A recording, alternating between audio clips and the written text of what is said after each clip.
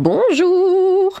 On se retrouve avec le jeu livre aux commentaires fraude massive au code de la route. Attention, ça vous a fait rager dans les commentaires. On y va tout de suite. Tu me fais halluciner. Oui, je sais, c'est toujours l'effet que je fais. Écoute, quand j'ai passé mon code il y a 29 ans, cela s'est déroulé dans un bâtiment administratif avec des surveillants qui vérifiaient le bon déroulement de l'examen. Ah, c'est plus la même, Et nous devions être une quarantaine de candidats simultanés pour cette session. La base pour n'importe quel examen. Bah ouais, moi aussi je m'attendais à ça. Mais non, du coup, je pouvais faire ce que je voulais dans la salle. C'est mon métier depuis 15 ans. Le niveau d'exigence de l'examen théorique n'a cessé de dégringoler depuis 10 ans. Nivellement vers le bas, comme pour toutes les disciplines françaises. Bah ouais, tout à fait. Ils n'arrêtent pas de le dire. Oui, voilà, le code de la route sera plus simple. Mais déjà, depuis que moi je l'ai passé, ils l'ont encore simplifié. Et pourtant, ça fait pas longtemps.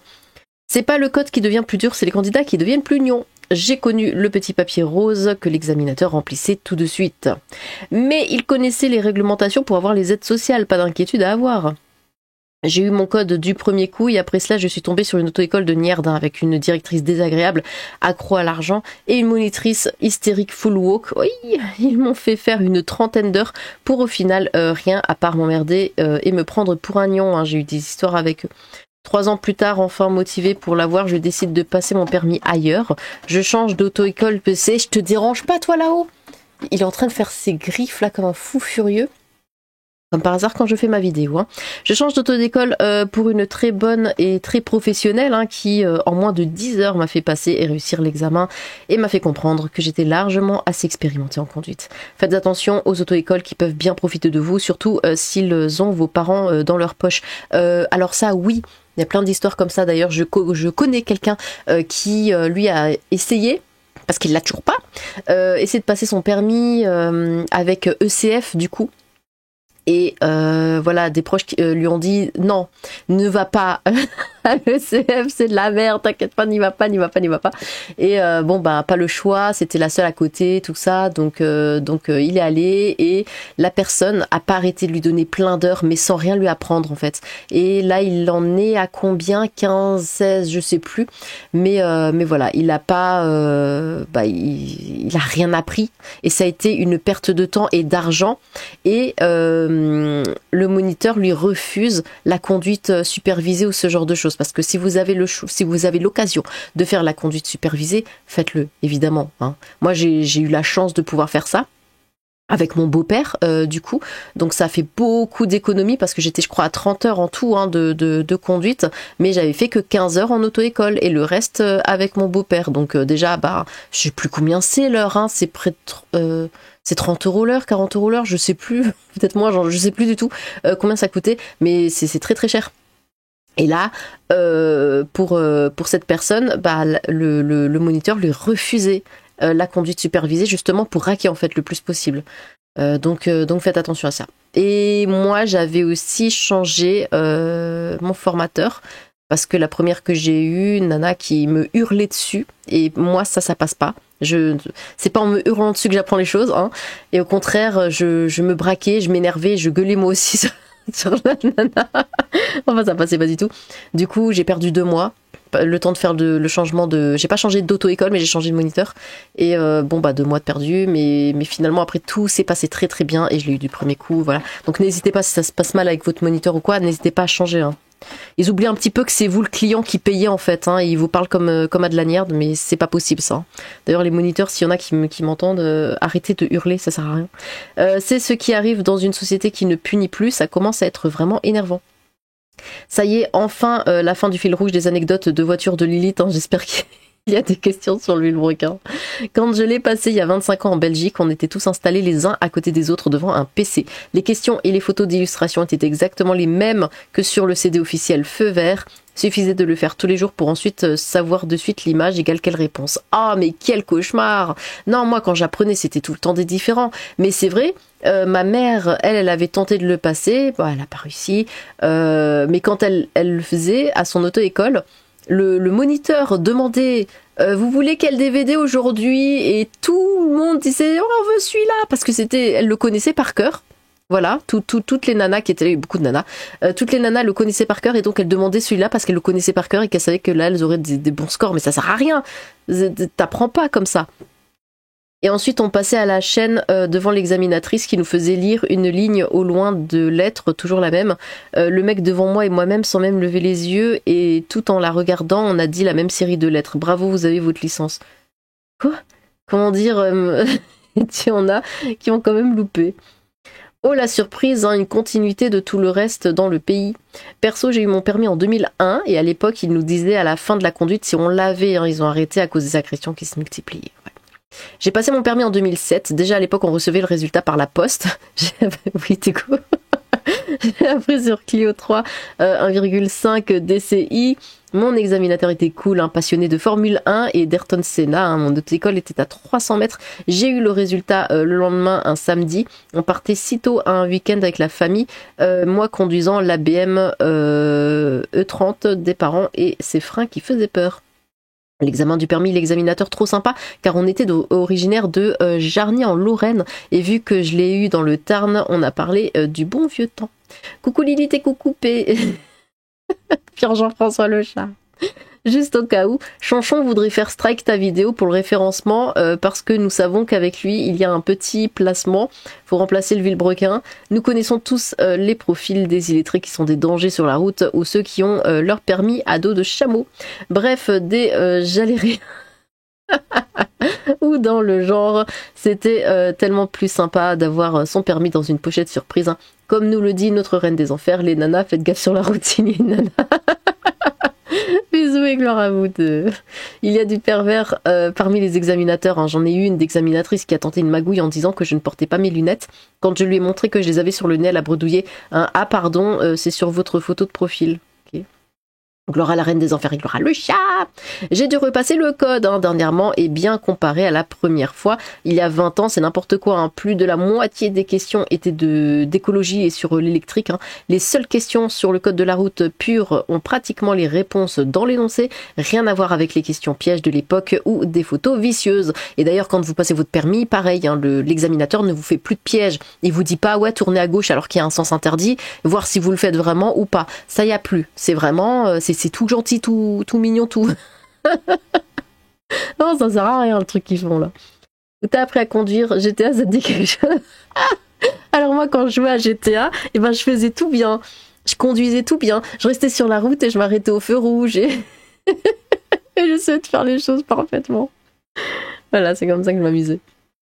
Alors perso, une fois à l'entraînement au code, j'étais solo dans la salle en plein milieu de la session. Il y a une Mame Africa qui a débarqué pour faire aussi. Je lui ai proposé de faire la fin avec moi, ce qu'elle a accepté. Puis pendant les questions, son téléphone s'est mis à sonner.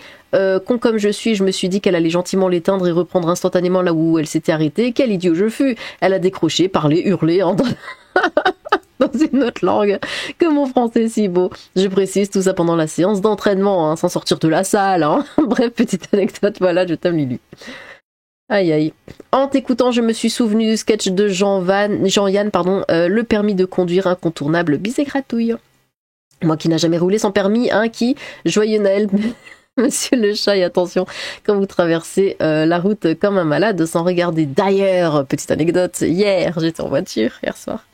Et donc il y a un feu rouge, on est beaucoup en queue leu comme ça à attendre et ce feu rouge est super chiant, il est très long et il y a une camionnette qui arrive de derrière, vraiment une grosse camionnette et il commence à aller sur la file là comme ça, à rouler à contresens, mais comme il y a une voiture qui arrive, il va se mettre sur le trottoir, il roule avec sa camionnette sur le trottoir, il était à 2 doigts de rentrer dans 2 jeunes qui étaient en train de marcher. Il se met sur le trottoir le temps que la voiture passe. Une fois qu'elle est passée, il revient sur la route à contresens, il remonte toute la file comme ça en fait, et il passe au feu rouge, parce que pourquoi pas. Il passe au feu rouge, et alors qu'il y avait un bus qui passait et qui venait de gauche, il lui a grillé la priorité forcément vu qu'il passait au feu rouge. Et le bus s'est arrêté à temps, lui aussi il s'est arrêté, et ça se voyait qu'il était en train de gueuler sur le mec, sur le chauffeur de bus, et après il est passé comme ça. Enfin, alors j'étais à Arabland, donc c'était forcément un arabe, mais c'était, j'ai vu ça, je me suis dit non mais pourquoi on se fait chier à passer le permis hein, finalement. Le mec, il remonte à contresens, il passe au feu rouge et il grille la priorité à un bus. Non mais vraiment, c'était incroyable. Et juste avant, 2 secondes avant, j'avançais justement sur cette route jusqu'à m'arrêter au feu rouge, mais un petit peu avant, il y a un croisement en fait, hein, des voitures qui peuvent venir de droite, mais elles ont un stop. Et la voiture juste en face a dû s'arrêter brutalement parce que le mec qui venait de droite, il s'est pas arrêté au stop pour nous laisser passer, il a foncé. Et c'était un arabe. Et il a foncé, il s'est arrêté devant la voiture qui était en face de moi pour gueuler sur le conducteur. Parce que, eh oh, attends, tu me laisses pas passer. C'est lui qui grille son stop. Et il gueule sur le conducteur. Sur l'autre conducteur. Je me suis dit, mais c'est bordel, mais c'est... mais mon Dieu, mais jeter une bombe sur cette ville. On n'en peut plus. Pardon, je vais dire le mot B-O-M-B-E que je vais devoir censurer, excusez-moi.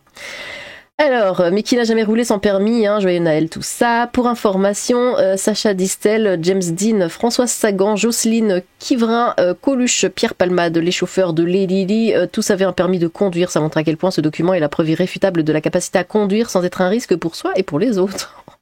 Avez-vous fraudé pour votre code? Je m'appelle John Café, patron comme le café, sauf que ça s'écrit pas pareil. Passez le code avec le code de réduction Lilith. Vous apprendrez à ne pas casser la gueule de ceux et celles qui vous rentrent dans l'arrière-train. À survivre aux gnous du gnul qui conduisent tous phare aveuglant et mieux encore avec un chat qui réclame des croquettes sur la banquette arrière.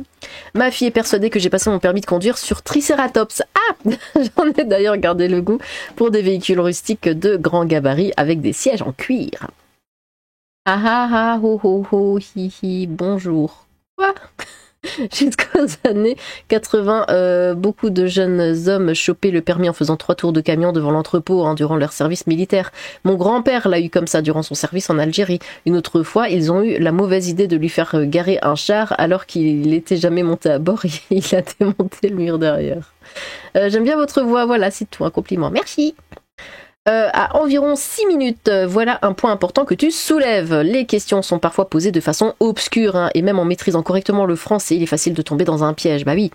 Et même sans parler des personnes qui ne comprennent qu'un français approximatif, il y a des gens qui sont illettrés, voire même analphabètes, hein, ou plus simplement dyslexiques, ce qui ne leur facilite pas la tâche pour comprendre des questions écrites avec le nu. Alors pour ça, il y a une autre façon de passer le code. Si vous avez des problèmes comme ça, si vous êtes... je suis désolée, ça paraît très très méchant, mais si vous êtes un peu lent... Pardon. Voilà, vous avez une autre façon de passer le code où en fait vous avez plus de temps pour répondre aux questions. Voilà, pour le temps de relire jusqu'à comprendre et de répondre. Il y a aussi ce genre de code-là. Donc ça, c'est pas... Voilà. N'abandonnez pas, hein, au cas où s'il y a de la dyslexie ou ce genre de choses, il y a toujours un moyen. Les questions du code font qu'on tombe dans le panneau, hein, bien avant de tenter la pratique. Hein, bon, ça préserve les panneaux réels du coup. Je regarde vite au cas où tu te ferais jarter si tu petit remplaces.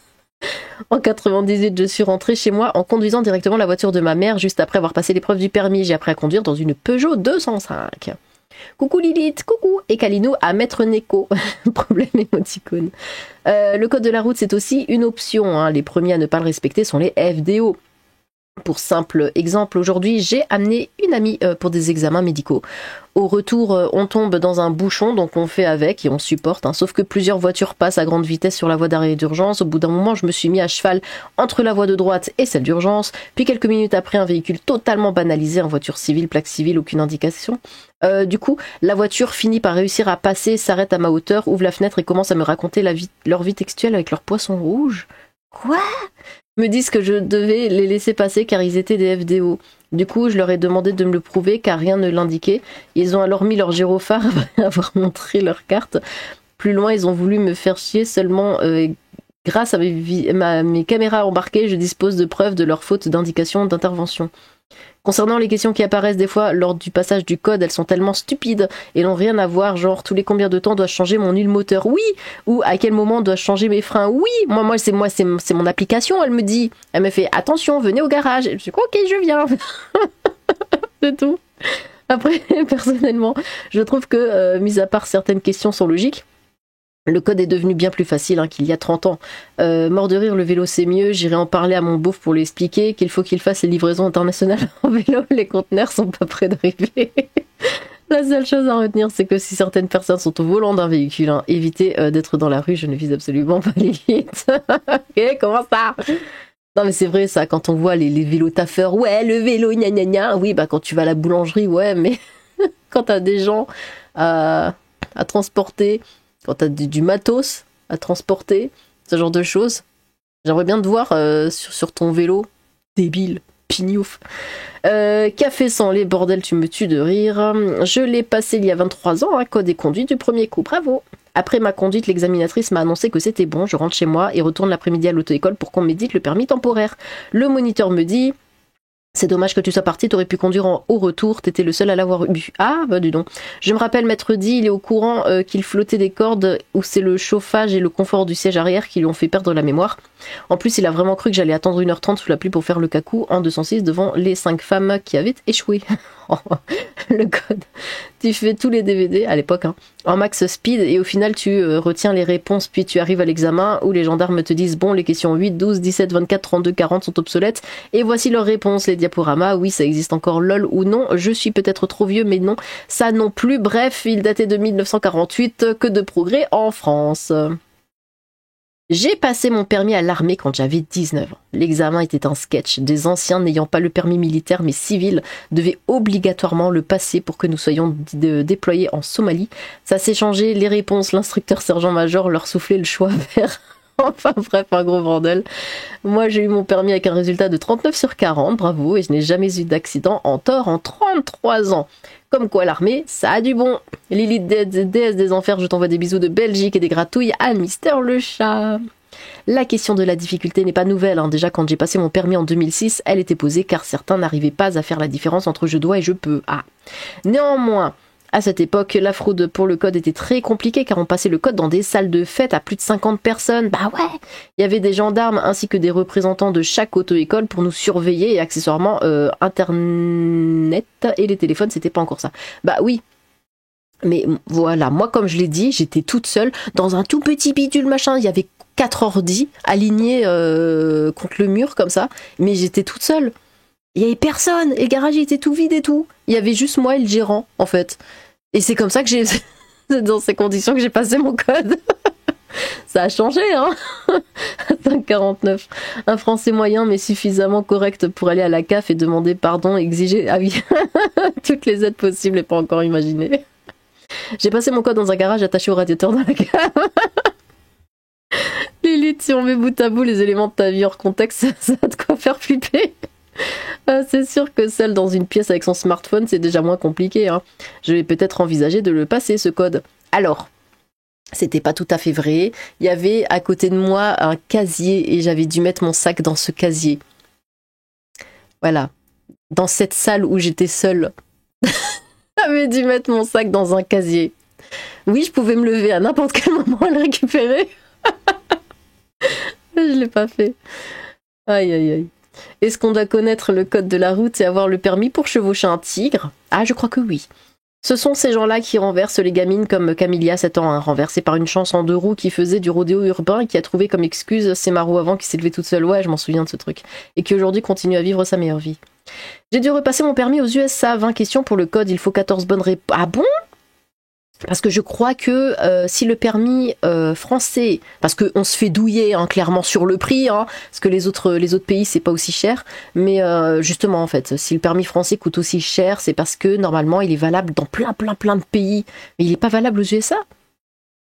20 questions pour le code, il faut 14 bonnes réponses pour l'avoir, $50, et pour la conduite, $70, tu viens avec ta voiture, tu conduis pendant 15 minutes en demi-tour en 3 temps, se garer sans toucher le trottoir, et voilà. Ouais, de toute façon, au States, t'es obligé d'avoir ton permis parce que tu peux rien faire sans voiture, c'est pour ça que ça coûte très peu cher. Mais je crois qu'il est pas valable partout, du coup. Il y a un code pour non-francophones avec un traducteur et l'inspecteur lit la question, ça aide aussi pour certains handicaps.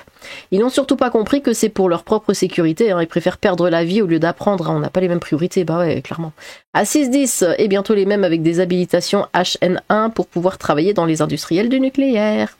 Anthony Permis a gagné un nouveau spectateur grâce à toi. Ah, bah c'est bien. Non, vraiment, allez le voir, il est top. Pour augmenter le taux de réussite et baisser le taux de fraude, c'est facile. Hein, faire passer une épreuve de français langue étrangère qui invalide le code si on répond pas, c'est bien. Ah et pour PFJ.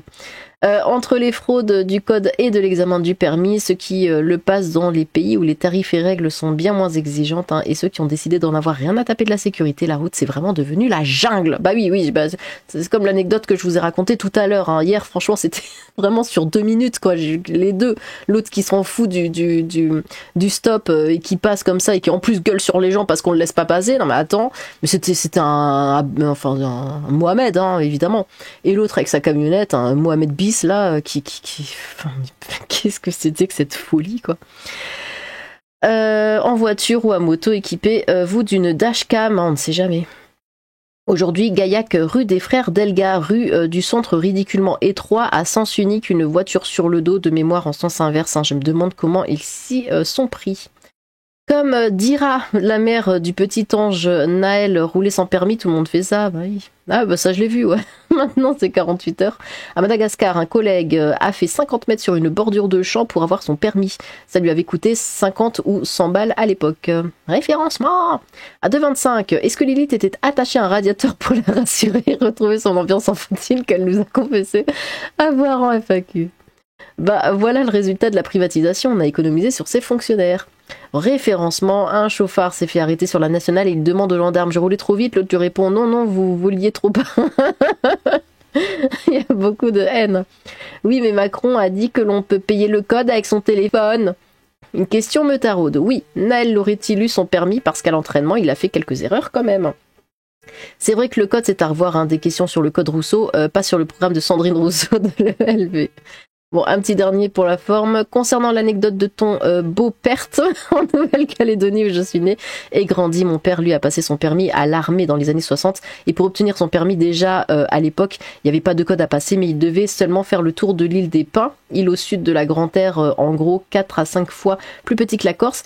Et il a validé son permis voiture poids lourd juste en faisant le tour d'une île avec une Jeep. Bah, ouais, mon beau-père, lui, m'a expliqué, en fait, c'était le code et le permis en même temps. C'est-à-dire qu'il roulait et l'examinateur lui demandait c'est quoi ce panneau, machin, et il répondait en roulant. Et puis voilà, c'était comme ça en fait.